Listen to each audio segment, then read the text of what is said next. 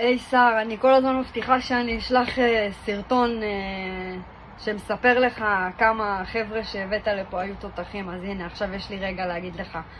הגיעה לכאן היום קבוצה של אלביט מערכות, שמעבר למאמץ הלאומי שלהם לעזור ולסייע בפיתוח וכל מה שקשור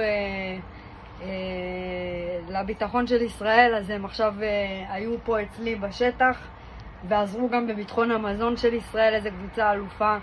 הם שקלו בסביבות ה-12 או 13 אלף שתילים של חסה בזמן יחסית קצר.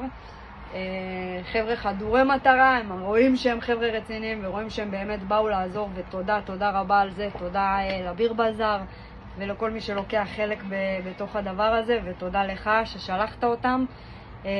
באמת קבוצה אלופה, תמסור להם את אהבתי הרבה ותודה.